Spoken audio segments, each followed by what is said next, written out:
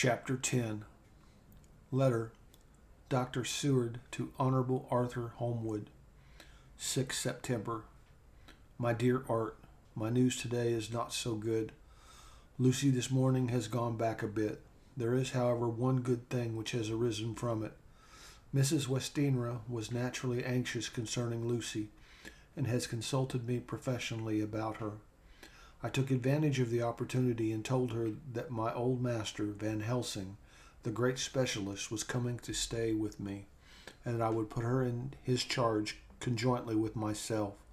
So now we can come and go without alarming her unduly, for a shock to her would mean sudden death, and this in Lucy's weak condition might be disastrous to her. We are hedged in with difficulties, all of us, my poor fellow, but please God, we shall come through them all right. If any need, I shall write, so that if you do not hear from me, take it for granted that I am simply waiting for news. In haste, yours ever, John Seward. Dr. Seward's Diary, 7 September. The first thing Van Helsing said to me when we met at Liverpool Street was, "Have you said anything to our young friend, to lover of her?" "No," I said. "I waited till I had seen you, as I said in my telegram. I wrote him a letter simply telling him that you were coming, as Miss Westenra was not so well, and that I should let him know if need be." "Right, my friend," he said. "Quite right. Better he not know as yet. Perhaps he will never know. I pray so. But if it be needed, then we shall know all. And my good friend John, let me caution you. You deal with the madmen. All men are mad in some way or the other, and inasmuch as you deal discreetly with your madmen, so deal with God's madmen too, the rest of the world. You tell not your madmen what you do, nor why you do it. You tell them not what you think, so you shall keep knowledge in its place where it may rest, whether it may gather its kind around it and breed. You and I shall keep as yet what we know here, and here." He touched me on the heart and on the forehead, and then touched himself the same way. "I have for myself thoughts at the present. Later I shall unfold to you." "Why not now?" I asked. "It may do some good. We may arrive at some decision." He looked at me and said, "My friend John, when the corn is grown, even before it has ripened while the milk of its mother earth is in him, and the sunshine has not yet begun to paint him with his gold, the husbandman he pull the ear and rub him between his rough hands, and blow away the green chaff, and say to you, 'Look, he's good corn. He will make a good crop when the time comes.'" I did not see the application and told him so. For reply, he reached over and took my ear in his hand and pulled it playfully, as he used long ago to do at lectures, and said, "The good husbandman tell you so then because he knows, but not till then. But you do not find the good husbandman dig up his planted corn to see if he grow. That is for the children who play at husbandry, and not for those who take it as of the work of their life. See you now, friend John, I have sown my corn, and nature has her work to do in making it sprout. If he sprout at all, there's some promise, and I wait till the ear begins to swell." He broke off, for he evidently saw that I understood. Then he went on gravely, "You were always a careful student, and your casebook was ever more full than the rest, and I trust that good habit have not failed. Remember, my friend, that knowledge is stronger than memory, and we should not trust the weaker. Even if you have not kept the good practice, let me tell you that this case of our dear miss is one that may be, mind, I say may be, of such interest to us and others that all the rest may not make him kick the beam, as your people say. Take then good note of it. Nothing is too small. I counsel you, put down in record even your doubts and surmises. Hereafter it may be of interest to you to see how true you guess. We learn from failure, not from success." When I described Lucy's symptoms, the same as before, but infinitely more marked, he looked very grave, but said nothing. He took with him a bag in which were many instruments and drugs, the ghastly paraphernalia of our beneficial trade, as he once called in one of his lectures the equipment of a professor of the healing craft. When we were shown in, Mrs. Westenra met us. She was alarmed, but not nearly so much as I expected to find her. Nature, in one of her beneficent moods, had ordained that even death has some antidote to its own terrors. Here, in a case where any shock may prove fatal, matters are so ordered that from some cause or other, the things not personal, even the terrible change in her daughter to whom she is so attached, do not seem to reach her. It is something like the way Dame Nature gathers round a foreign body an envelope of some insensitive tissue which can protect from evil that which it would otherwise harm by contact. If this be an ordered selfishness, then we should pause before we condemn. Only one for the vice of egoism, for there may be deeper root for its causes than we have knowledge of. I used my knowledge of this phase of spiritual pathology and set down a rule that she should not be present with Lucy or think of her illness more than was absolutely required.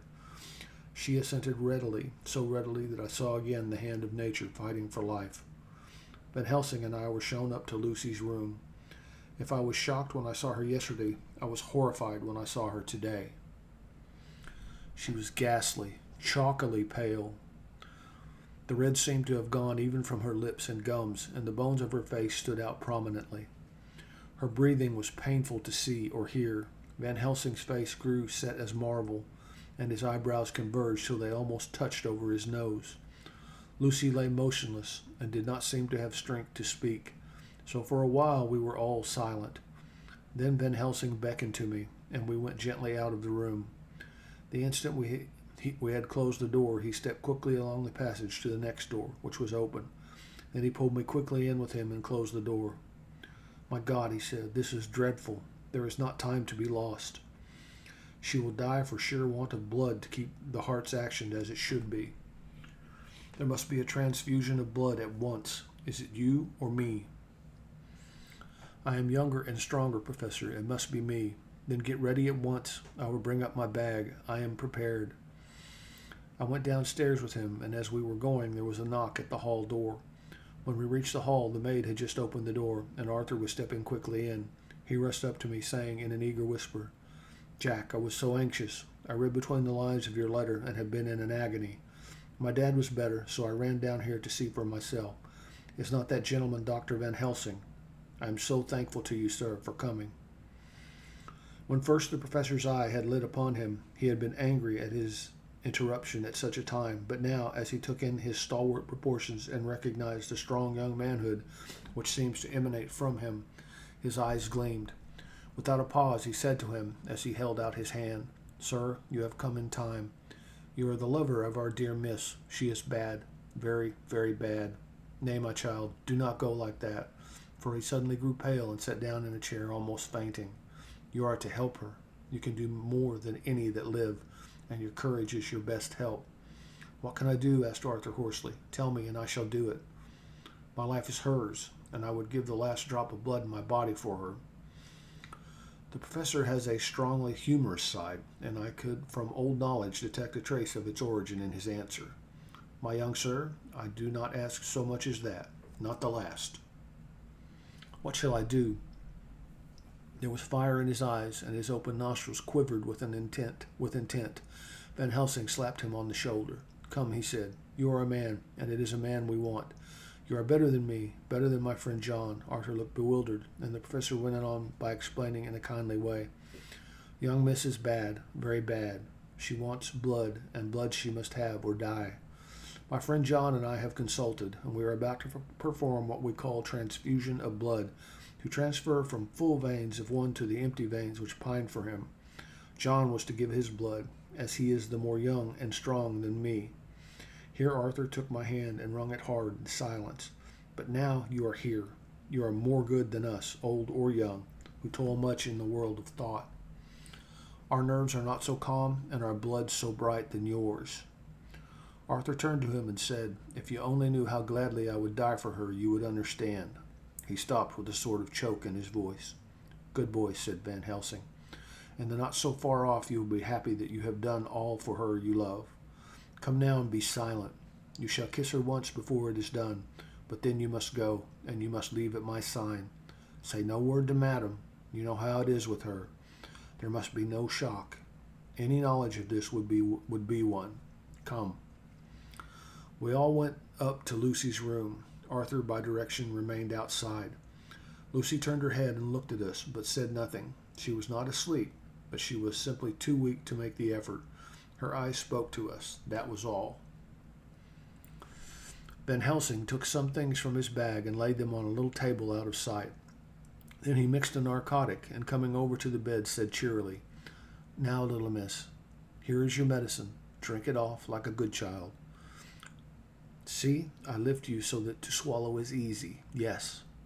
She had made the effort with success. It astonished me how long the drug took to act. This, in fact, marked the extent of her weakness. The time seemed endless until sleep began to flicker in her eyelids. At last, however, the narcotic began to manifest its potency, and she fell into a deep sleep. When the professor was satisfied, he called Arthur into the room and bade him strip off his coat. Then he added, "You may take that one little kiss whilst I bring over the table, friend John. Help to me." So neither of us looked whilst he bent over her. Van Helsing turning to me, said, "He is so young and strong, and the blood so pure that we need not defibrillate it." Then with swiftness, but with absolute method, Van Helsing performed the operation.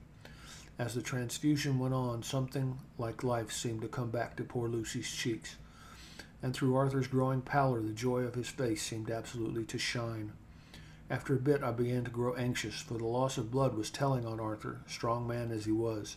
It gave me an idea of what a terrible strain Lucy's system must have undergone, that what weakened Arthur only partially restored her. But the professor's face was set, and he stood watch in hand, and with his eyes fixed now on the patient and now on Arthur. I could hear my own heartbeat. Persistently, he said in a soft voice. Presently, he said in a soft voice, "Do not stir an instant. It is enough. You attend him. I will look to her." When all was over, I could see how much Arthur was weakened. I dressed the wound and took his arm to bring him away.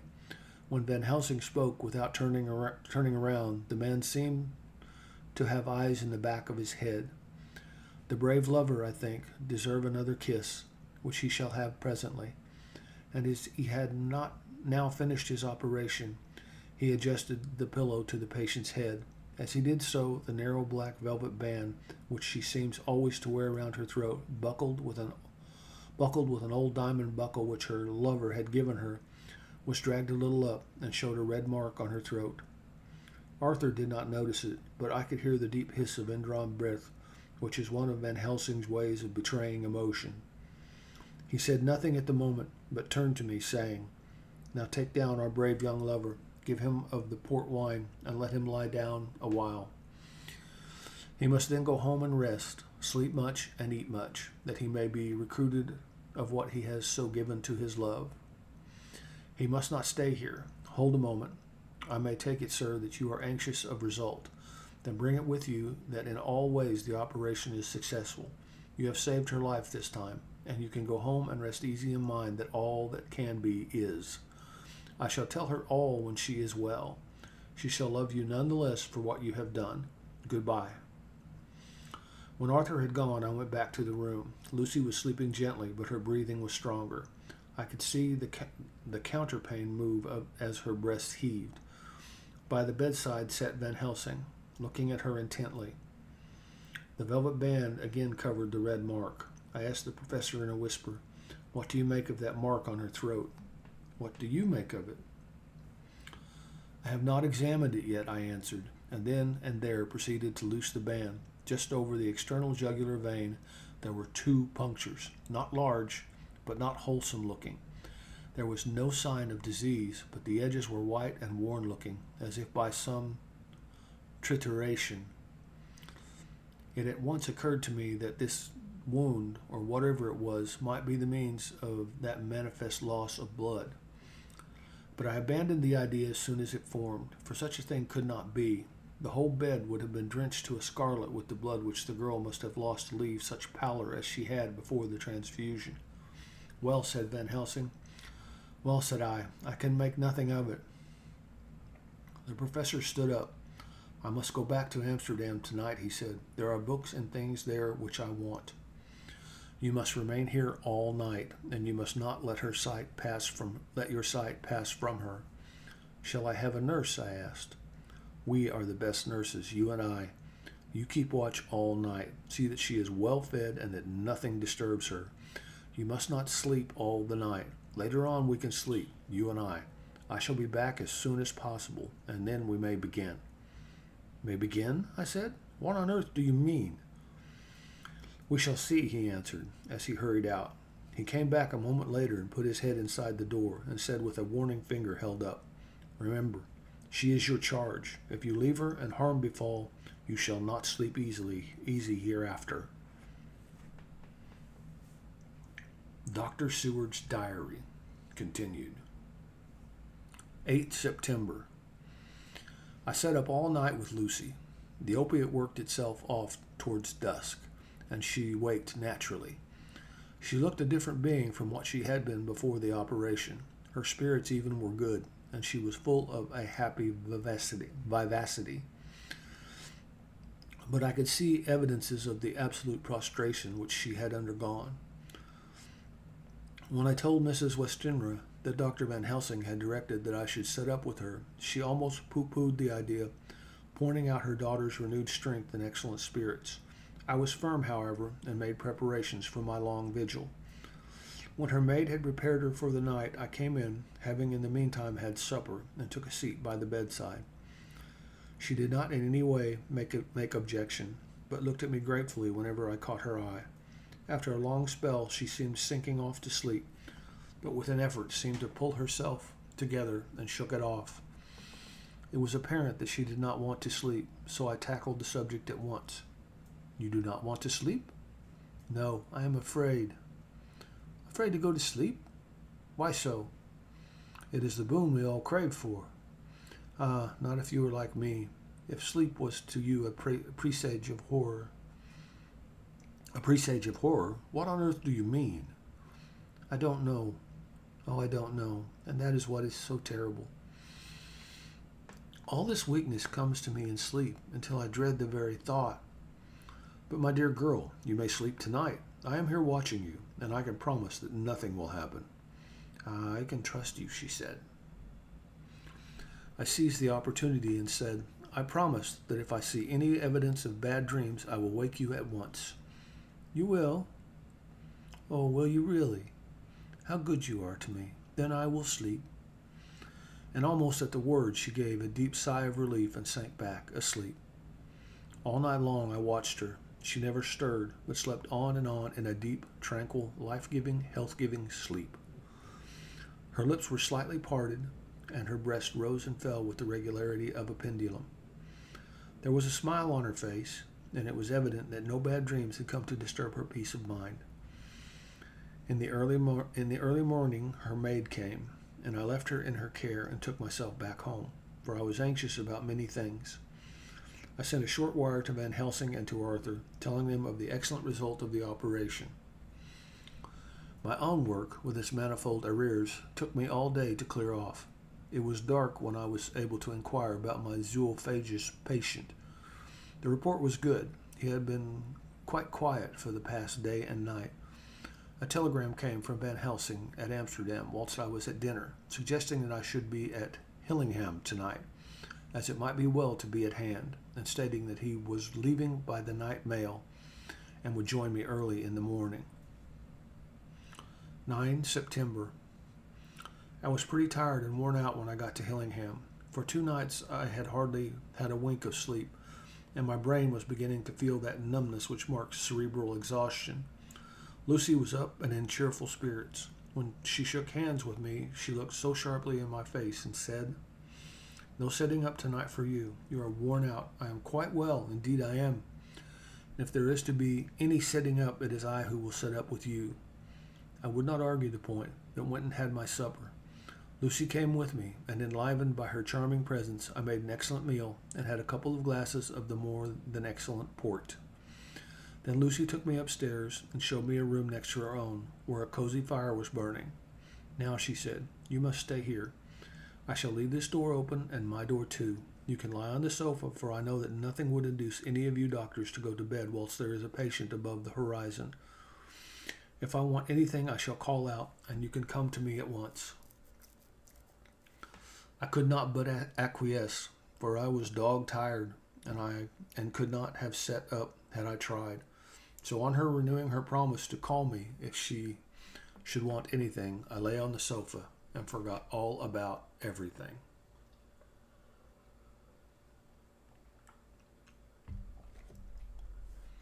Lucy Westenra's Diary, 9 September. I feel so happy tonight. I have been so miserably weak that to be able to think and move about is like feeling sunshine after a long spell of east wind out of a steel sky. Somehow Arthur feels very, very close to me. I seem to feel his presence warm about me. I suppose it is that sickness and weakness are selfish things and turn our inner eyes and sympathy on ourselves, whilst health and strength give love rein, and in thought and feeling he can wander where he wills. I know where my thoughts are. If only Arthur knew. My dear, your ears must tingle as you sleep, as mine do waking. Oh, the blissful rest of last night. How I slept, with that dear good Dr. Seward watching me. And tonight I shall not fear to sleep, since he is close at hand and within call. Thank everybody for being so good to me. Thank God. Good night, Arthur. Dr. Seward's Diary, 10 September. I was conscious of the professor's hand on my head and started awake all in a second. That is one of the things that we learn in an asylum at any rate. And how is our patient? Well, when I left her, or rather when she left me, I answered, "Come, let us see," he said. And together we went into the room. The blind was down, and I went over to raise it gently, whilst Van Helsing stepped with his soft, cat-like tread over to the bed. As I raised the blind and the morning sunlight flooded the room, I heard the professor's low hiss of inspiration, and knowing its rarity, a deadly fear shot through my heart. As I passed over, he moved back, and his exclamation of horror, "Gott in Himmel," needed no enforcement from his agonized face. He raised his hand and pointed to the bed, and his iron face was drawn and ashen white. I felt my knees begin to tremble. There, on the bed, seemingly in a swoon, lay poor Lucy, more horribly white and wan-looking than ever. Even the lips were white, and the gums seemed to have shrunken back from the teeth, as we sometimes see in a corpse after a prolonged illness. Van Helsing raised his foot to stamp in anger, but the instinct of his life and all the long years of habit stood to him, and he put it down again softly. Quickly, he said, "Bring the brandy." I flew to the dining room and returned with the decanter. He wetted the poor white lips with it, and together we rubbed palm and wrist and heart. He felt her heart, and after a few moments of agonizing suspense said, "It is not too late. It beats, though but feebly. All our work is undone. We must begin again. There is no young Arthur here now. I have to call on you yourself this time, friend John." As he spoke, he was dipping into his bag and producing the instruments of transfusion. I had taken off my coat and rolled up my shirt sleeve. There was no possibility of an opiate just at present, and no need of one, and so, without a moment's delay, we began the operation. After a time, it did not seem a short time either, for the draining away of one's blood, no matter how willingly it be given, is a terrible feeling. Van Helsing held up a warning finger. "Do not stir," he said, "but I fear that with growing strength she may wake, and that would make danger, oh, so much danger. But I shall precaution take. I shall give hypodermic injections of morphia." He proceeded then swiftly and deftly to carry out his intent. The effect on Lucy was not bad, for the faint seemed to merge subtly into the narcotic sleep. It was with a feeling of personal pride that I could see a faint tinge of color steal back into the pallid cheeks and lips. No man knows till he experiences it what it is to feel his own lifeblood drawn away into the veins of the woman he loves. The professor watched me critically. "That will do," he said. "Already?" I remonstrated. "You took a great deal more from Art." To which he smiled, a sad sort of smile, as he replied, "He is her lover, her fiancé. You have work, much work to do for her and for others, and the present will suffice." When he stopped the operation, he attended to Lucy, whilst I applied digital pressure to my own incision. I laid down while I awaited his leisure to attend to me, for I felt faint and a little sick. By and by he bound up my wound and sent me downstairs to get a glass of wine for myself. As I was leaving the room, he came after me and half whispered, "Mind, nothing must be said of this." If our young lover should turn up unexpected, as before, no word to him, it would at once frighten him and then jealous him, too. There must be none. So? When I came back, he looked at me carefully and then said, "You are not much the worse. Go into the room and lie on your sofa and rest a while. Then have much breakfast and come here to me." I followed out his orders, for I knew how right and wise they were. I had done my part, and now my duty was to keep up my strength. I felt very weak, and in the weakness lost something of the amazement at what had occurred. I fell asleep on the sofa, however, wondering over and over again how Lucy had made such a retrograde movement, and how she could have been drained of so much blood with no sign anywhere to show for it. I think I must have continued my wonder in my dreams, for sleeping and waking my thoughts always came back to the little punctures in her throat and the ragged, exhausted appearance of their edges, tiny though they were. Lucy slept well into the day, and when she woke she was fairly well and strong, though not nearly as much so as the day before. When Van Helsing had seen her, he went out for a walk, leaving me in charge, with strict injunctions that I was not to leave her for a moment. I could hear his voice in the hall, asking the way to the nearest telegraph office. Lucy chatted with me freely and seemed quite unconscious that anything had happened. I tried to keep her amused and interested. When her mother came up to see her, she did not seem to notice any change whatever, but said to me gratefully, "We owe you so much, Dr. Seward, for all you have done, but you really must now take care not to overwork yourself. You are looking pale yourself. You want a wife to nurse and look after you a bit, that you do." As she spoke, Lucy turned crimson, though it was only momentarily, for her poor wasted veins could not stand for long an unwonted drain to the head. The reaction came in excessive pallor as she turned imploring eyes on me. I smiled and nodded and laid my finger on my lips. With a sigh, she sank back amid her pillows.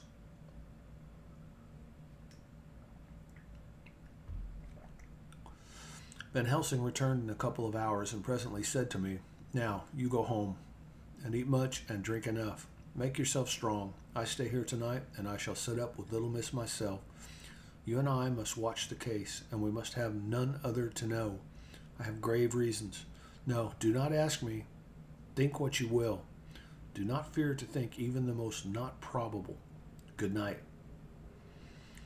In the hall, 2 of the maids came to me and asked if they or either of them might not sit up with Miss Lucy. They implored me to let them, and when I said it was Dr. Van Helsing's wish that either he or I should sit up, they asked me quite piteously to intercede with the foreign gentleman. I was much touched by their kindness. Perhaps it is because I am weak at present, and perhaps because it was on Lucy's account that their devotion was manifested. For over and over again have I seen similar instances of woman's kindness. I got back here in time for a late dinner, went my rounds all well, and set this down whilst waiting for sleep. It is coming. 11 September. This afternoon I went over to Hillingham, found Van Helsing in excellent spirits, and Lucy much better. Shortly after I had arrived, a big parcel from abroad came for the professor. He opened it with much empressement, assumed of course, and showed a great bundle of white flowers. "These are for you, Miss Lucy," he said. "For me? Oh, Dr. Van Helsing." "Yes, my dear, but not for you to play with. These are medicines." Here Lucy made a wry face. "Nay, they are not to take in a decoration or in nauseous form. They are not to take in a decoction or in a nauseous form. So you need not snub that so charming nose, or I shall point out to my friend Arthur what woes he may have to endure in seeing so much beauty that he so loves in such distort. Aha, my pretty miss, that bring the so nice nose all straight again. This is medicinal, but you do not know how. I put him in your window, I make pretty wreath, and hang them round your neck, so you sleep well. Oh yes, like the lotus flower. Make your trouble forgotten. It smells so like the waters of Lethe, and of the fountain of youth that the conquistadors sought for in the Floridas, and find him all too late." Whilst he was speaking, Lucy had been examining the flowers and smelling them. Now she threw them down, saying with half laughter and half disgust, Oh, Professor, I believe you are only putting up a joke on me, or these flowers are only common garlic.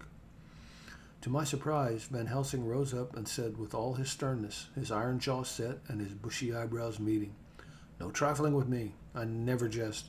There is grim purpose in what I do, and I warn you that you do not thwart me. Take care for the sake of others, if not for your own." Then seeing poor Lucy scared, as she might well be, he went on more gently. "Oh, little miss, my dear, do not fear me. I only do for your good, but there is much virtue to you in those so common flowers. See, I place them myself in your room. I make myself the wreath that you are to wear. But hush, no telling to others that make so inquisitive questions. We must obey, and silence is a part of obedience, and obedience is to bring you strong and well into loving arms that wait for you. Now, sit still a while. Come with me, friend John, and you shall help me deck the room with my garlic, which is all the way from Haarlem, where my friend Vanderpool raised herb in his glass houses all the year. I had to telegraph yesterday, or they would not have been here." He went into the room, taking the flowers with us. The professor's actions were certainly odd, and not to be found in any pharmacopoeia that I ever heard of. First he fastened up the windows and latched them securely. Next, taking a handful of the flowers, he rubbed them all over the sashes, as though to ensure that every whiff of air that might get in would be laden with the garlic smell. Then with the wisp he rubbed all over the jamb of the door, above, below, and at each side, and round the fireplace in the same way. It all seemed grotesque to me, and presently I said, "Well, Professor, I know you always have a reason for what you do, but this certainly puzzles me. It is well we have no skeptic here, or he would say that you are working some spell to keep out an evil spirit." "Perhaps I am," he answered quietly, as he began to make the wreath which Lucy was to wear around her neck.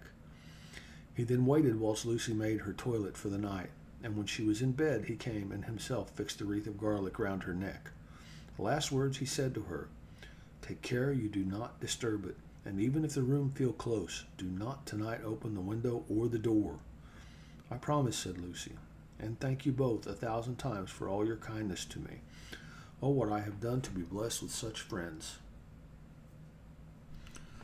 As we left the house in my fly, which was waiting, Van Helsing said, "Tonight I can sleep in peace, and sleep I want. 2 nights of travel, much reading in the day between, and much anxiety on the day to follow, and a night to sit up without to wink.